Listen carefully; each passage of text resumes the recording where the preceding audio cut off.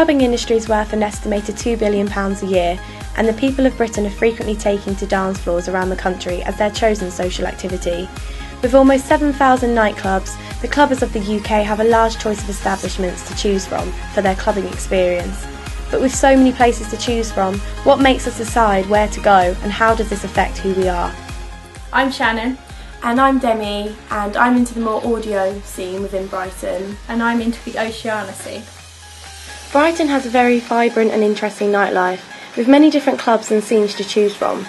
There are clubs that cater to every music taste, from R&B to jazz, and Brighton is well known for its small independent clubs.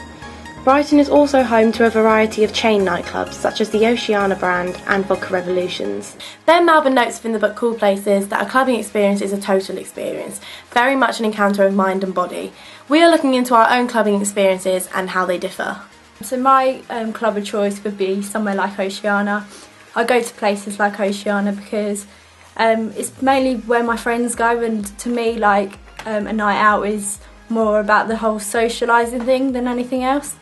My typical night out, I'd be dressed up, we'd have pre-drinks and we'd just go for like a laugh. We wouldn't, it doesn't really matter about the music or anything like that, it's just somewhere that we are familiar with. Unlike Shannon, I'm into the more alternative independent scene, with my chosen club being Audio.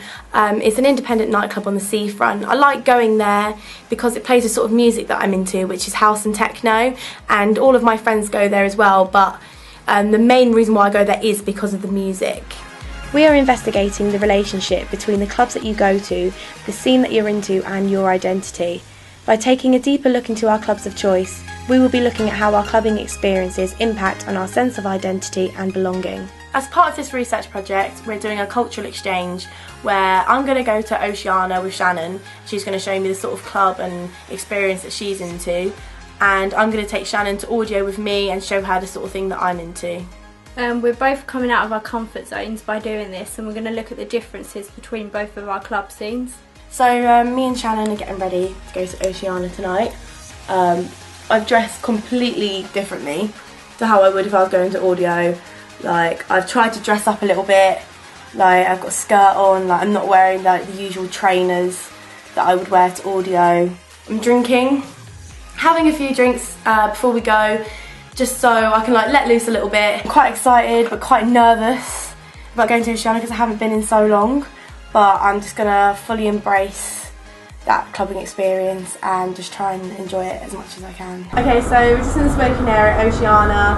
We've just got here, we've just had a few drinks, just trying to get settled in the whole clubbing experience. It's so different to what I'm used to, completely different to Audio. The people are different, the whole atmosphere is different.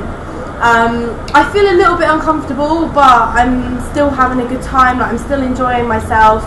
It's just, the music is so different to Audio, whereas when I go to Audio I'd be going more for the music. This is a complete different atmosphere, people are here genuinely just to have a good time. So tonight I'm going to Audio. I was really nervous before I got here, but now we're pre-drinking with everyone. I feel quite excited because I've met all of Demi's friends and they're really nice, and I can't see why I'm not going to have a good night. So I'm in Audio now. The music is not really my kind of music, but at the same time it's alright. It's not actually that bad. It's just not what I'm used to, but it's really fun still. I think because I'm drunk enough, I think it sounds bad, but I think it's all because of drink. I think if I was sober maybe I wouldn't enjoy it as much. So it's the day after I've been to Oceania. The music was just so not what I'm into. I'm used to going to Audio where high class DJs are playing and I'm there solely for the music, whereas Oceania was churning out songs that are in the chart. It was just full of groups of girls dressed very similar, and this kind of relates to Maffesoli's tribe theory. As you go to Oceania, they're almost in a tribe, as they all dress the same, they're all there for the same reasons, and it's the same as when you go to Audio because there's very similar people there. They're all dressed the same and they're all there for the same reasons, but Oceania and Audio, they're there for complete different reasons.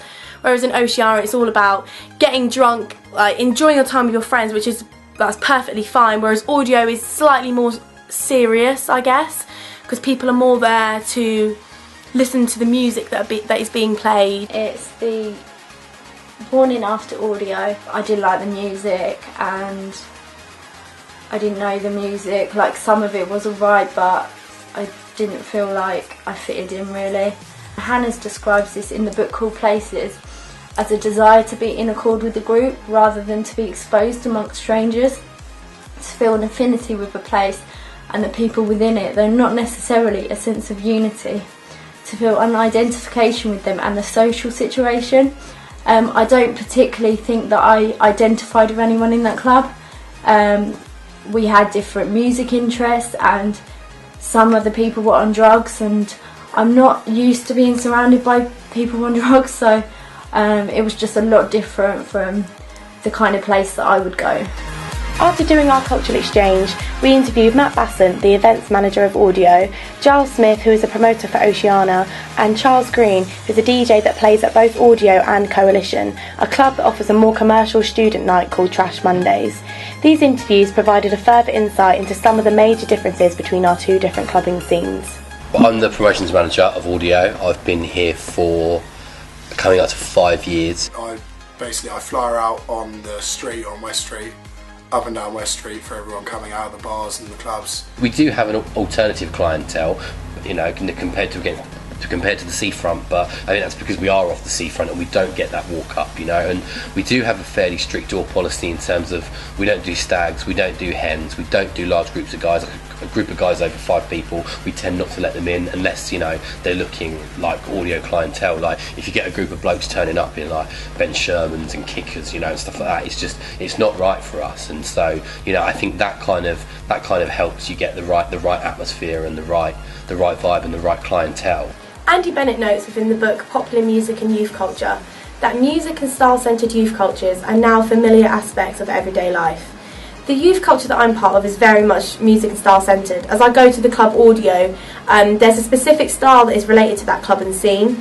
The way that I dress is influenced by the scene that I'm part of, and I feel that if I would dress differently if I was part of a different scene. This kind of relates to Mafasoli's concept of tribes, as he argues that the tribe is without the rigidity of the forms of organisation with which we are familiar. It refers more to a certain ambience, a state of mind, and is preferably to be expressed through lifestyles that favour appearance and form. You could say that me and my group of friends at Audio are part of a tribe, as we all share the same state of mind and also the same style that is within this youth culture that we are part of. Especially on weekends, you're going for a much different crowd.